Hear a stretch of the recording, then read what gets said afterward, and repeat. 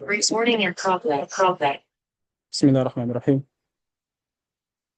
The audio is being recorded from the laptop, right? Yes. This is cool. This is muted. Perfect. Stop. Bismillah.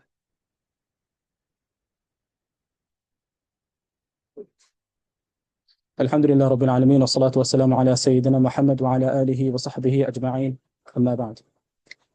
My brothers and elders and sisters, Alhamdulillah, it is a really great blessing of Allah that Allah has enabled us to educate ourselves and allowing us to study the Arabic language. First and foremost, inshallah, tonight we're not going to have too much of the lesson completed. Mainly go through some introduction and how important the Arabic language is and what we need to do as students. Many of us in the past, brothers and sisters, we've studied Islam, whether it's through an institution, whether it's through our masjid, whether it's through online platforms. Does not matter where you study.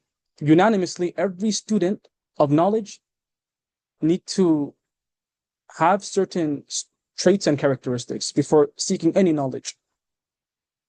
First and foremost, since we're in this class, we all need to have our intentions correct. Our niyyah should be only for Allah the Almighty. As mentioned in many of the lectures in the past in this masjid, that we as students of knowledge, or just a person worshipping Allah the Almighty, if we don't have ikhlas, and that is sincerity in what we do, Allah the Almighty will not accept it no matter what. Does not matter how good the action is. If our intention is to get praise from others, if we're learning the Arabic language so that people may consider us to be a sheikh, right? So that people may consider us to be educated because we know the language of the Quran, then this is incorrect. The Prophet of Allah ﷺ mentions in a hadith, an authentic hadith found in Nasa'i and also Musnad Ahmed, that man ta'allama al-ilm, whoever seeks knowledge, liyubahi bihi al-ulama, so that they could compete with ulama, or litumaru bihi sufaha, liyumari bihi sufaha, or to deceive or argue with people who are foolish or not intellectual, أو يصرف وجوه الناس إليه, or so that people may look at them and be astonished through their knowledge. Then the Prophet ﷺ mentions, أدخله الله النار, Allah will enter this person into Jahannam. Something which is very scary, right? If our intention today is to seek the Arabic language solely so that people may, praise us for knowing the Quran, then this is incorrect. We are seeking this knowledge for Allah the Almighty. We're seeking this knowledge so that Allah the Almighty is happy with us and so that we could understand the Quran the way it's ought to be understood. Among the characteristics a student should possess, and I'll go on for the next couple of minutes, inshallah 10 minutes, speaking about the characteristics a student should possess. Among the characteristics a student, every student of knowledge, Islamic knowledge should possess, is to abstain from unlawful matters. Imam Shafi rahimahullah, many of us know Imam Shafi rahimahullah, there's a whole madhab dedicated for him. He, rahimahullah, mentions in his poetry that when he first started to memorize ahadith and the Quran, he had a hard time. He was not able to memorize. And many of us, subhanAllah, we try to memorize the Quran, we go, surah to surah, chapter to chapter, unit to unit, juz to juz, and we lose motivation. And many of us, subhanAllah, we try to memorize and it's hard to retain. This is normal. Imam Shafi rahimahullah, however, he had a very similar difficulty. He was not able to memorize a hadith, he was not able to memorize the Quran. So he complained to his teacher, and he writes this in poetry in his diwan, in his collection of poetry. He says, شكوت إلى وكيع سوء حفظي فأخبرني إلى ترك المعاصي وأرشدني بأن العلم نور ونور الله لا يهدى لعاصي. He says that I complained to Waki'. Waki' was one of his teachers, a great muhaddith. شكوت إلى وكيع سوء حفظي. I complained to Waki' regarding my memorization. I was not able to memorize a lot. فأخبرني إلى ترك المعاصي. He informed me and he told me to abstain and refrain from sinning. وأرشدني بأن العلم نورا. And he also told me that knowledge is a light. Knowledge is a light. Islamic knowledge is a light. وَنُورُ اللَّهِ لَا يُهْدَى لِعَاصِي. لا يعطى لعاصي. And the light of Allah, which Allah gives, grants to His servants, to not be given to a sinner. So we ask ourselves, many of us, subhanAllah, we have a hard time memorizing the Quran, memorizing and keeping Islamic knowledge. Perhaps it's the primary reason could be, and most of the time, it is when a person is sinning, continuously sinning, and he is not obeying the commandments of Allah. Allah does not give him the opportunity to memorize or to even retain that knowledge. We ask Allah the Almighty that Allah protect each and every one of us. We ask Allah the Almighty that Allah give each and every one of us the ability to seek correct knowledge, and that we rectify and purify our intentions. Speaking about the Arabic language, we have some brothers in the front right now. I'd like to ask them personally, in front of everyone, what's the reason why you're here tonight, to learn Arabic? Understand Quran. Understand the Quran. Yourself? Understand the Quran. Sorry, speak Arabic. Speak Arabic fluently. Understand the Quran. Great. Good intentions, right? A person wants to understand the word of God in its original state. And we should keep this intention, that we're only doing this for Allah the Almighty. That we're not doing this for others, as I mentioned in the beginning. We're only doing this for Allah. And that we're seeking this knowledge so that we understand the Quran directly. SubhanAllah, we forget. Many people, many Muslims in today's time, they think the English translation, Urdu translation, Bangla translation is sufficient. It's absolutely not sufficient. Absolutely not sufficient. The Arabic language is rich. The Arabic language, the way it's written, the way it's formed, the way the sentences are. And on top of that, it is the word of Allah. So Allah uses the best of words. The way Allah organizes the sentences, it's intricate in itself. The way Allah formulates, the way Allah spoke in the Quran, it's hard. For a simple translator to just translate is not enough. For example, Allah says in the Quran, Ya ayyuhalladhina amanu ittaqullah. Ya ayyuhalladhina amanu ittaqullah. Very famous word, very famous sentence. And the word ittaqullah, written in the Arabic language like this. So I think the pen is a little laggy. Ittaqullah. It's all right. Ittaqullah. Ittaqullah. Who can tell me what taqwa means? Ittaqullah. Many of us heard of this word, taqwa. Ya, all people who believe, ittaqullah. Fear Allah, right? In normal translation, any translation we pick up today, majority of them, they write fear Allah. But taqwa is more than fearing Allah. Taqwa comes from the root words wiqa. Wiqa means to shield. So you're shielding yourself from all sins. At all times, a person is self-conscious. A person knows that Allah is watching. This is taqwa. This is the true meaning of taqwa. But in normal translation, they just translate it as fear. For a person who does not understand the Arabic language, for them to read, and for them to read just the translation as fear, they'll understand it as fear. It's wrong. It's more than fear. And a person to understand the actual meaning of taqwa needs to know the Arabic language. For example, Allah, in the Arabic language, the word for equivalent for a lion is what? Famous word. Many of us know. Many people have this name. Lion. Usama is one of them. People may call Usama a lion. Asad, right? Asad is correct. That's the word I'm looking for. Asad. Asadullah. The lion of Allah. Asad, right? Asad in normal Arabic means just a regular lion. The Quran is so rich. When Allah talks about the lion in Surah Al-Muddathir, Allah talks about the kuffar. كَأَنَّهُمْ حُمُرٌ مُسْتَنْفِرَةٌ, as if there are donkeys running away. فَرَّتْ مِنْ قَصْوَرَةٍ, fleeing from a lion. Qaswara in the Arabic language in the Quran, Surah Al-Muddathir here, refers to a lion, as many of the scholars, they translate as a lion. What's the difference between Qaswara and Asad? And Asad is just a normal lion. But Allah is trying to make us understand the true meaning of the context. What Allah is trying to say, that donkeys, Allah is referring to these disbelievers as donkeys, that they're fleeing and they're running away from a lion. Allah does not use the word Asad. Allah uses the word Qaswara. Qaswara means a lion which is in a ballistic mode, ready to kill, running after you, ready to devour you, not going to leave a single flesh behind, not going to leave a single blood behind, going to eat you up in totality. That's the meaning of a Qaswara. So Allah is not referring to any normal lion. But in translation, they're fleeing from a lion, a simple lion. And there's no parentheses explaining what kind of lion that is, right? That's understood through Arabic, right? It's very important that we understand the Quran. Brothers and elders, sisters, my sole purpose of this lesson is to make us understand the Quran. Speech is an extra, benefit, right? It's just extra. Many people, they do not know how to speak the Arabic language. Arabic is very hard, absolutely. We're starting this journey right now. It's not an easy language. It's very vast, very wasi'. However, a person can understand it. Many people today, they understand the Quran, alhamdulillah, and that's what's wanted. You want to go further and speak it as well, you go for that. It's beneficial, absolutely beneficial. This is the language the Prophet of Allah spoke. But my main purpose in this course is to make us understand, mainly understand the Quran. I'll also have lessons and classes for the speech as well. I'm gonna also focus on speech. For verily, any language that is spoken, it's easily learned, right? So we should also speak the language as well. We should also learn what will be taught in this session.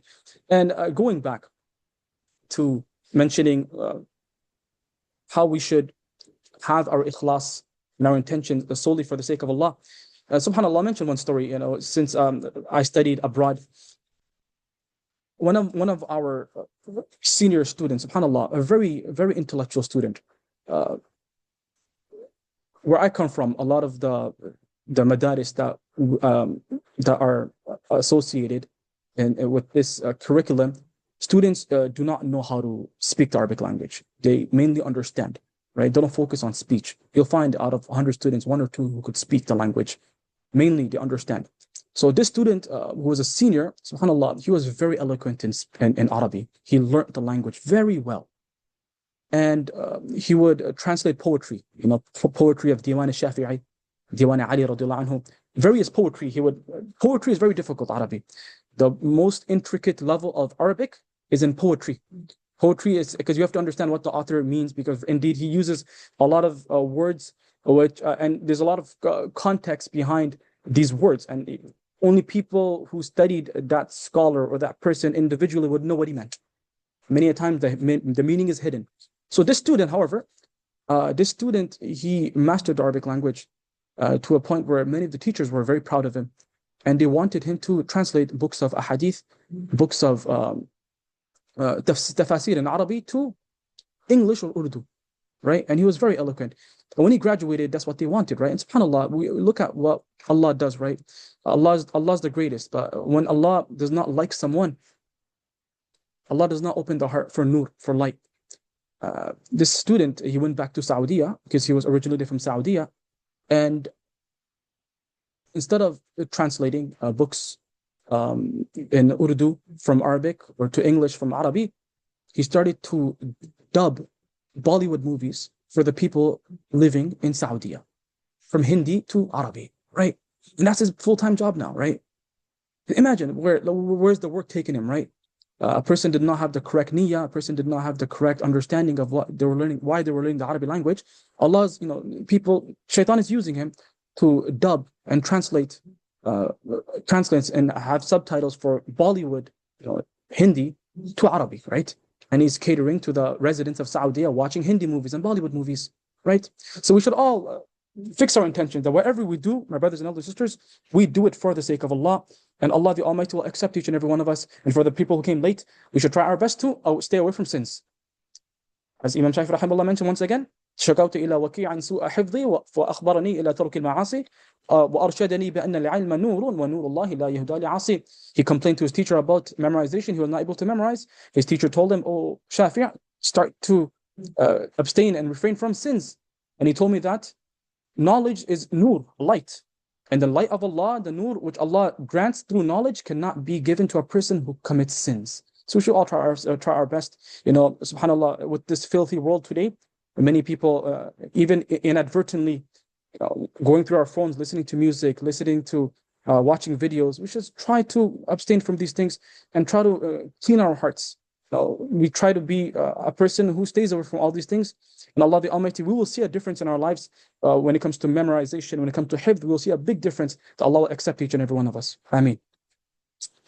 Moving forward, my brothers and sisters, inshallah, this is the first session. We'll be going through the introduction of Nahw. I also sent a PDF on the chat, in the chat. For all those who registered, if you're close to the masjid, I also have a physical book. Whoever registered, this is only for the registrants. So whenever you have time and you're able to come to the masjid for Salatul Jum'ah or the family net programs, you may come and just remind me. I have these books in my office, so you could also get a physical book. Can you please send it again? I'll send it again once again, inshallah. I'm sorry. Assalamu alaikum. So like we have online who don't live in this state. Sorry? We have students like that are joining from another state. Yeah. They are not in Florida. I mean, we're not gonna. I mean, I don't think we have the. It's feasible to ship it to them. They have the PDF. I'm sending it on the chat. Okay. Yeah, mashallah. for them, it will be the PDF on the chat, inshallah. Okay, mashallah. That's about it, inshallah. So I hope everyone could see my screen. Or they could buy it themselves if that's the case. I could send the Amazon link. It's about $7 to $8 on Amazon. They could buy it if they want a physical copy, inshallah. I'll send the link, inshallah, in the future. Moving forward, we'll be going through this book. Now, I myself went through a very similar book. This book, many of the Arabic books, like Medina books, we'll be going through the Medina books as well on Thursdays, inshallah. I'll be sending a PDF for that as well. This book basically teaches us grammar. What this book will do, by the time we complete this book, we'll be able to form sentences ourselves. So many books, the way they teach is they will teach you vocabs. Like Medina books is very good.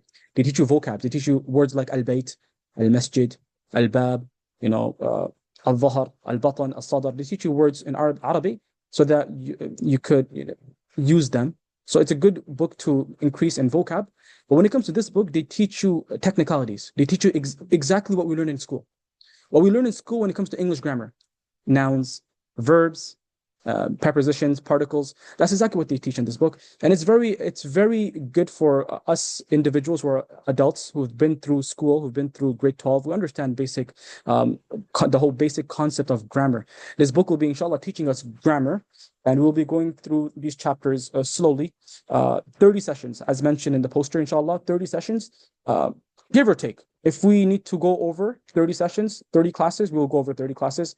And this could be within a span of, if we were to look at it technically, if we were to have a class two classes every week, that will take 15 weeks, 4 months. But realistically, that will not be the case. And so, subhanAllah, many times I get busy myself. So I will definitely inform you guys if we will have class or not.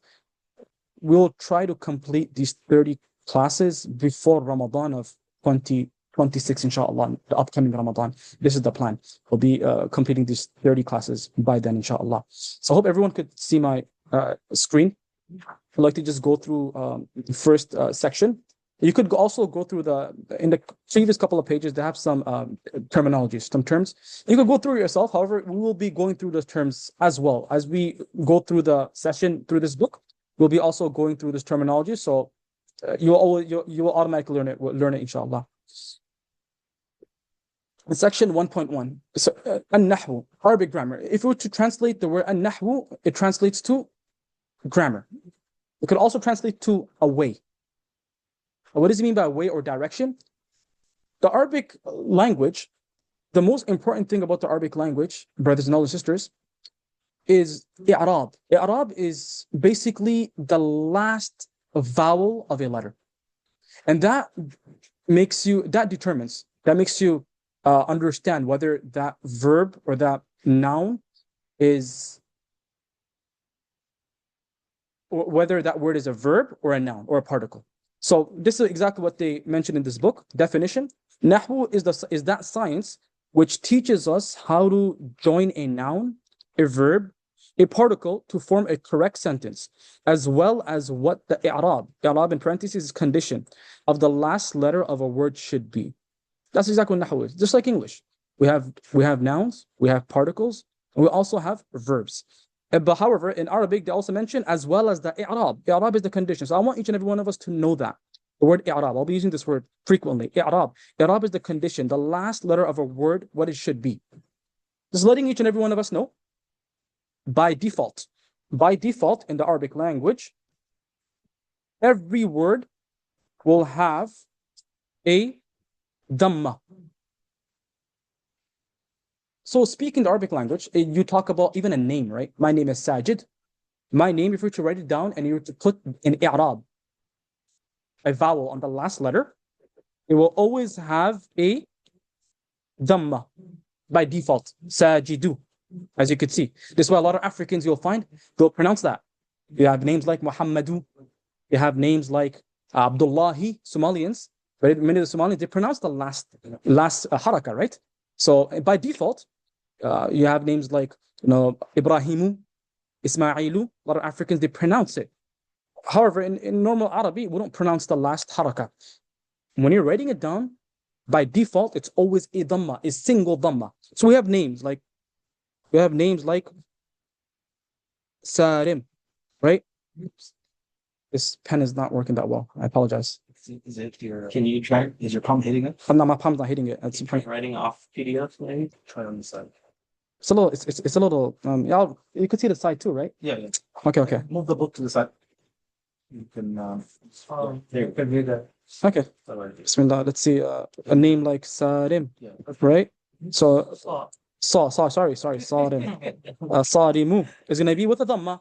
We have names like Fatima, right? Fatima. I apologize for the handwriting. I'll try to do something in the future, inshallah.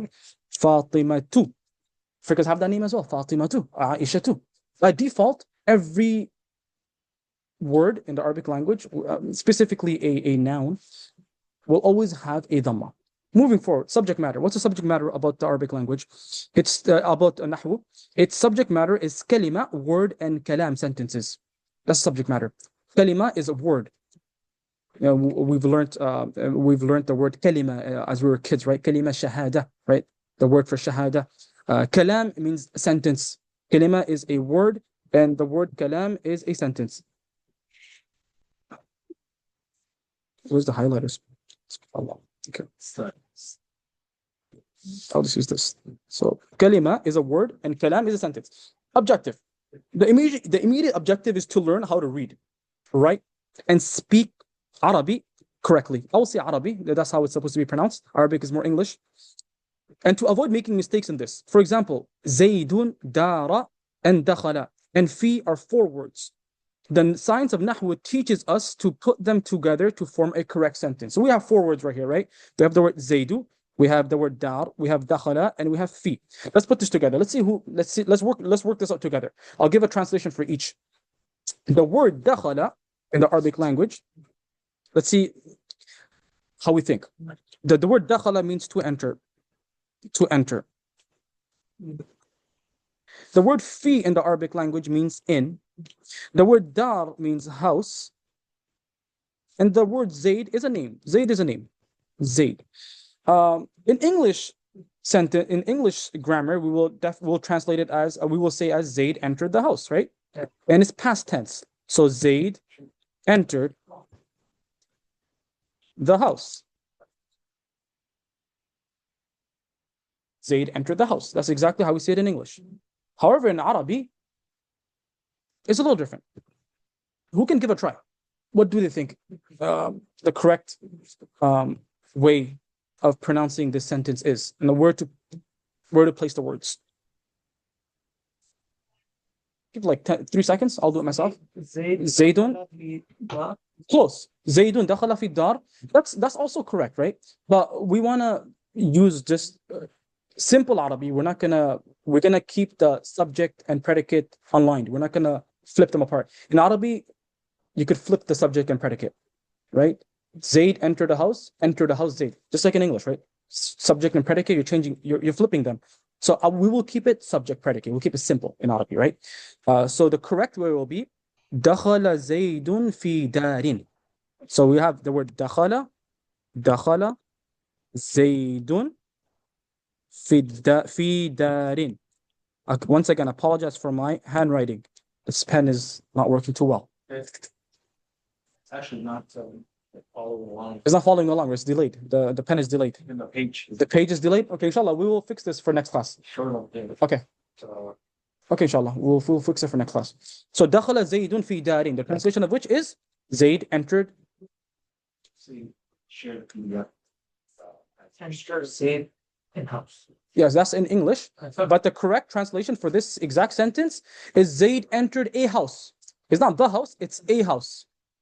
Zayd entered a house. That's the first part. second objective is the midterm objective is to use our Arabic skills to understand the Quran, Hadith, fiqh, and other Islamic sciences so that we act upon them. Number three, the ultimate objective through the above is to gain the pleasure of Allah the Most High. Absolutely, right? Quran was revealed in that language.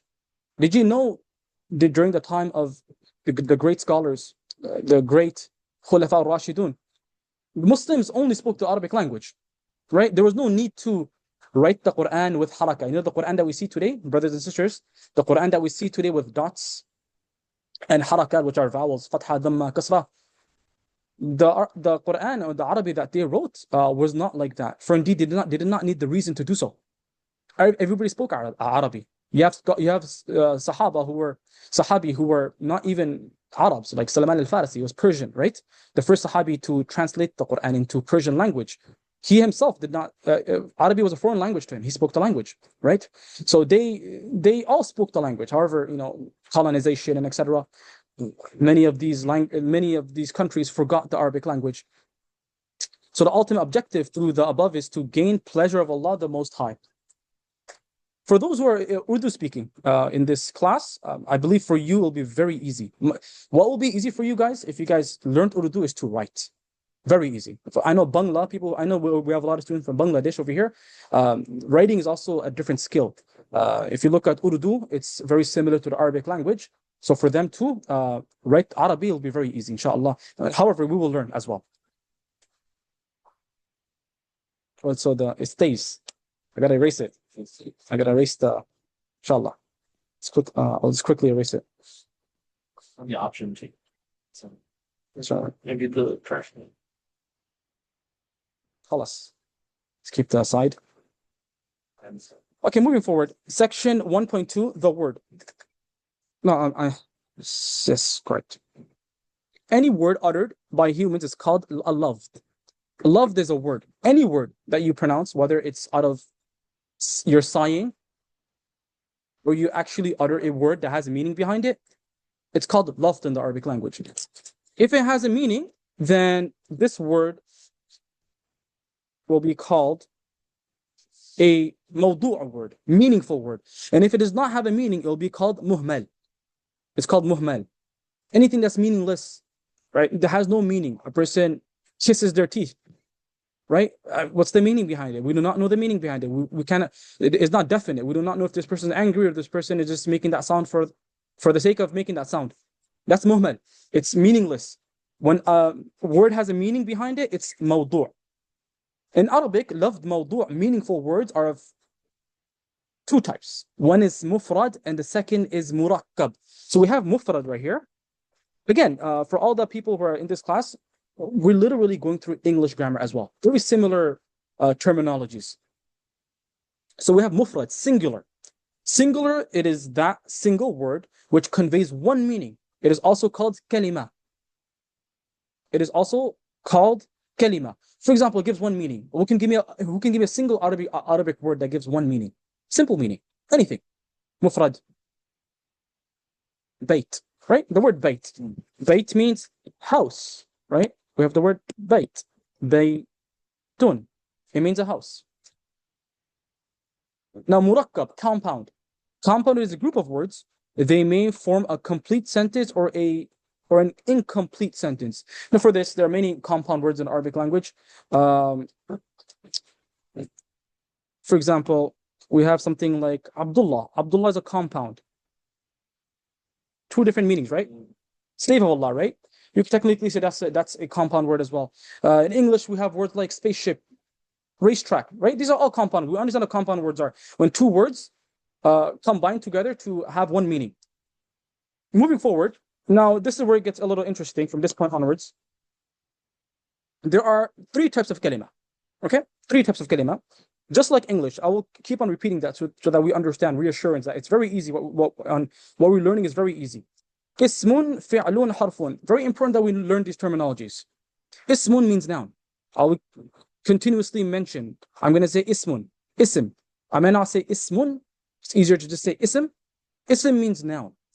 Number two, fi'l. Fi'l is a verb. Number three, harf. Harf is what? A particle. Now let's go through the definition of a noun. What's a noun in the Arabic language?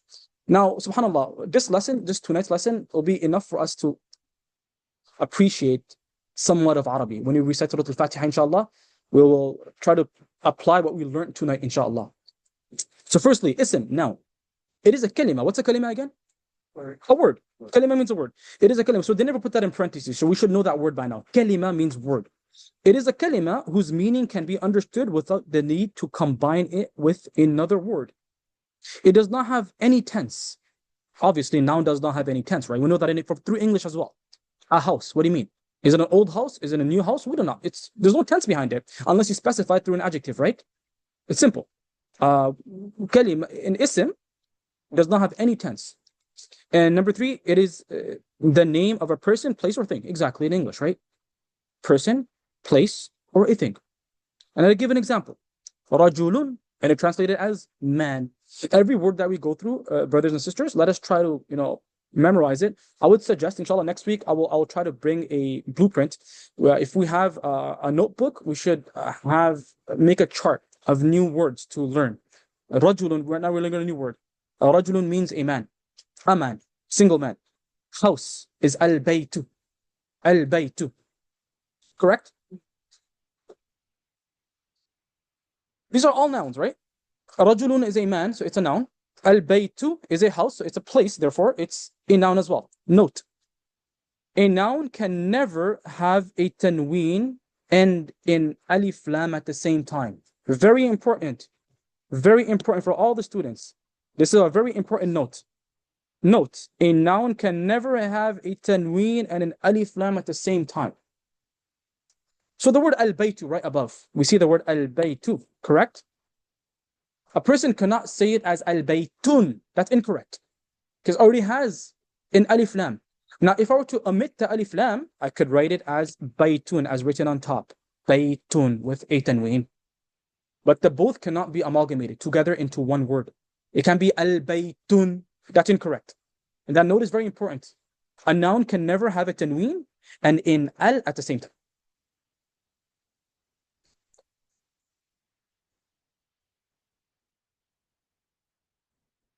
Moving forward.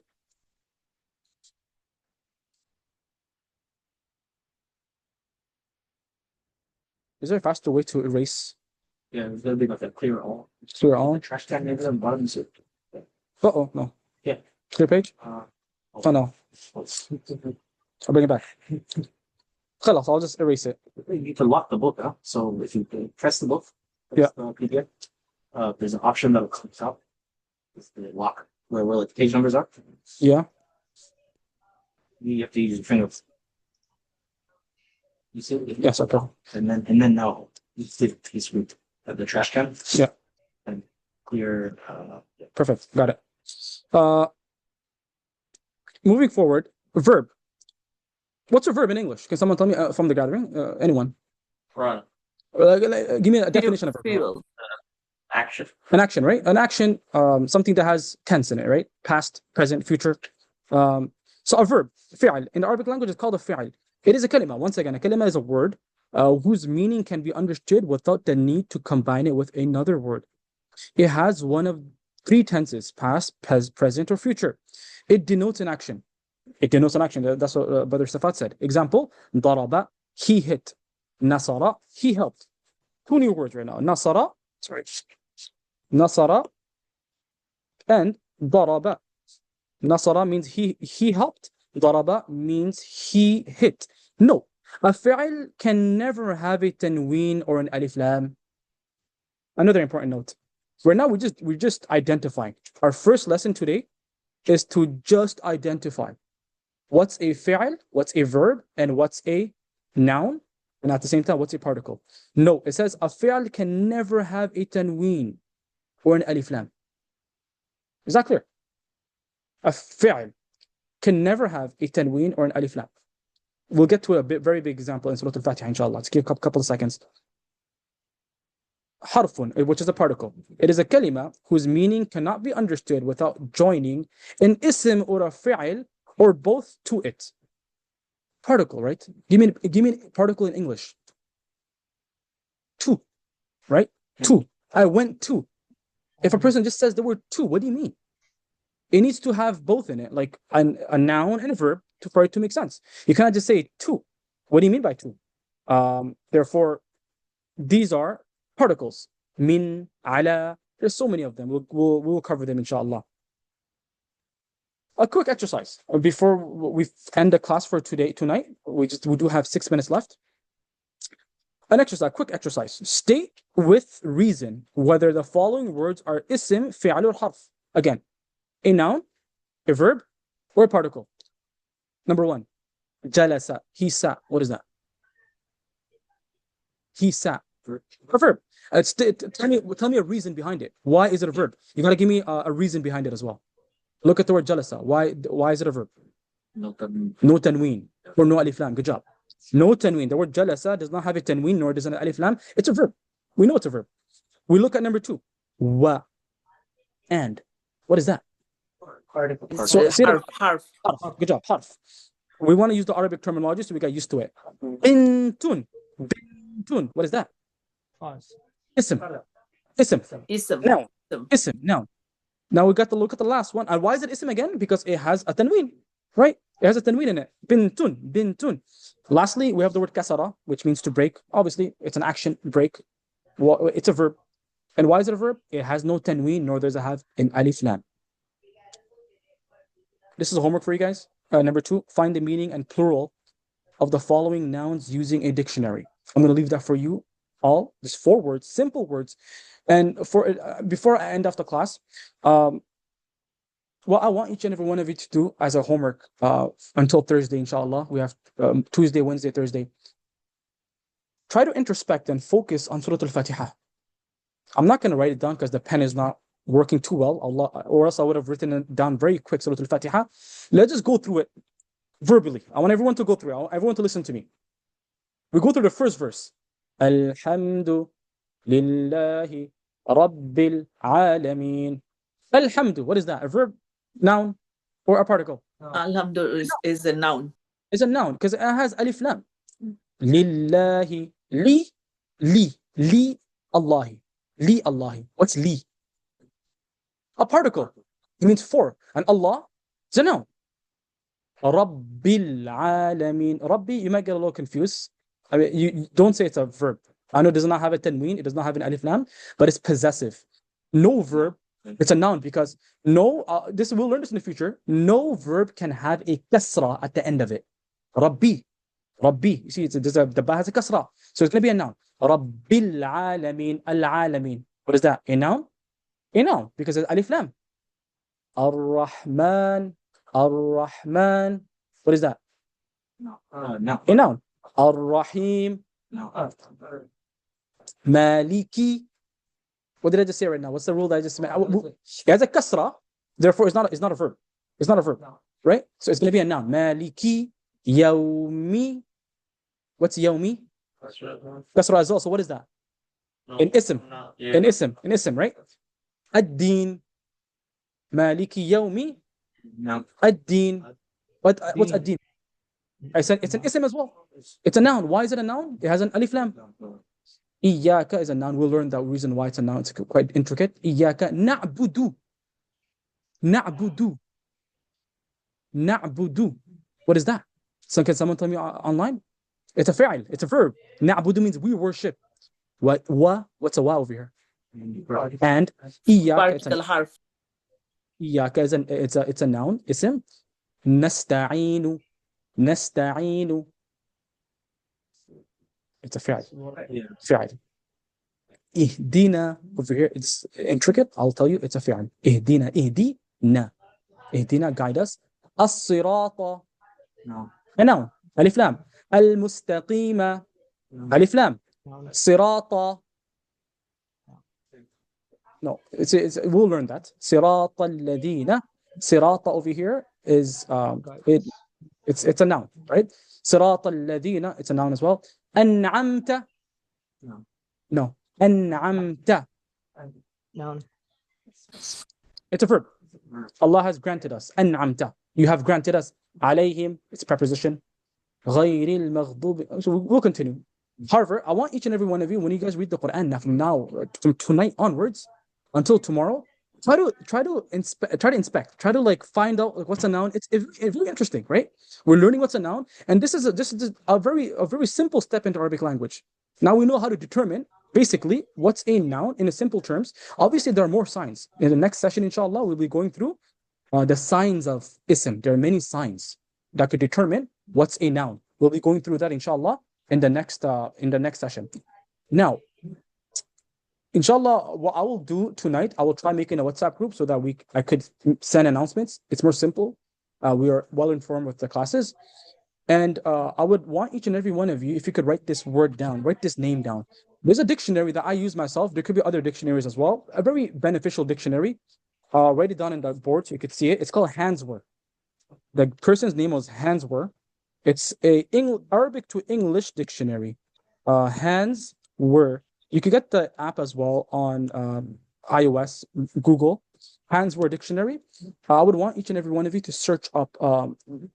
You may not know how to use the dictionary. It's quite difficult. It needs to be taught on how to use. So inshallah, we could do that next session. However, for these following words, these 4 words, I want each and every one of you to find the plural and the meaning of these words, please.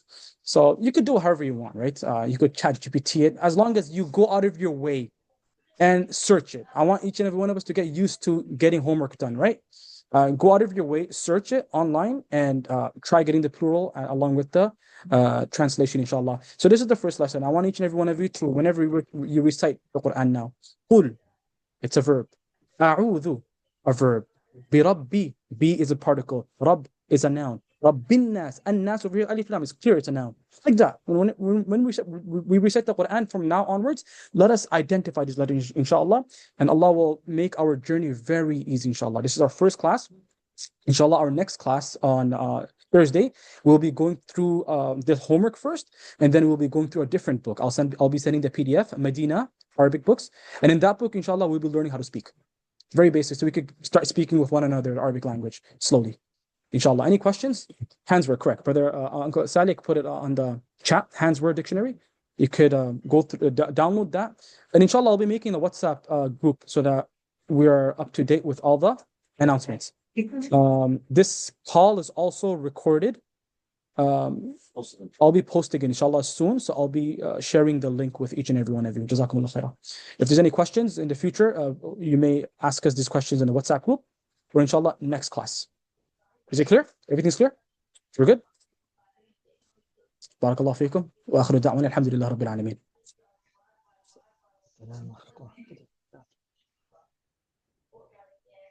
Stop. Bismillah. We need to cancel the call. Where's the mouse? Allah. That's not. Oh.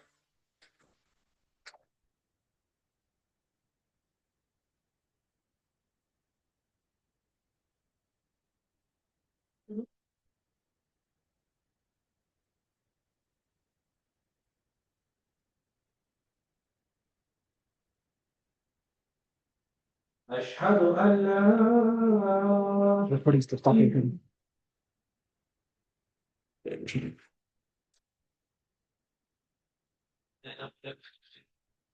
you bring it up? Stop the recording first. So, I mean,